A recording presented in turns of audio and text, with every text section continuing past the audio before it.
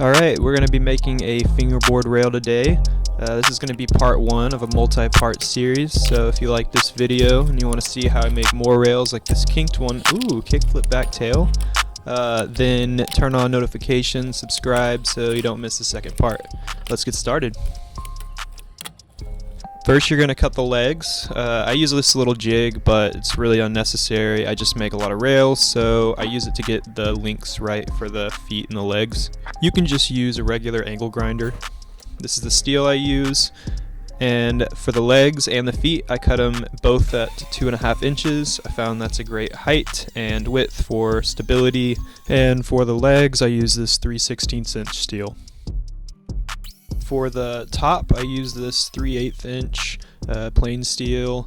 I cut it into 12-inch sections because it's a great length, and you can also get 3 rails out of it if you do it that way. It comes in 3 feet increments. This is just another jig I made for the feet. If you want to see how I made these jigs, I can maybe make another video if you guys are interested.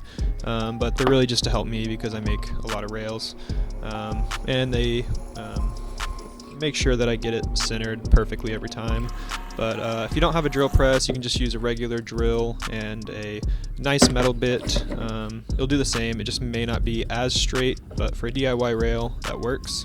I measured 2 inches away from the edge here for the legs, and I set my stopper so that the drill bit wouldn't go all the way through.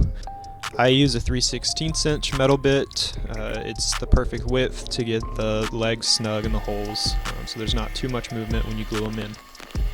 I use this JB Weld steel reinforced epoxy. It's the best stuff I found on the market for what I'm doing. The only issue is that it takes a little bit longer to dry, so you got to kind of leave it for 24 hours before you touch it.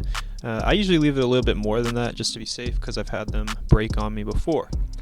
Also make sure that you're doing it in a pretty warm climate because I've had the epoxy kind of freeze over while I was using it outdoors before, and it completely broke. So just read the instructions and you'll be fine.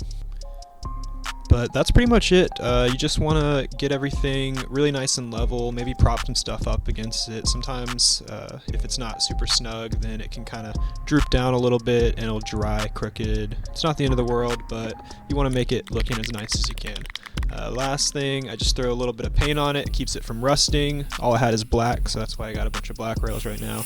But yeah, that's it. Hope you guys liked the video, and make sure to subscribe.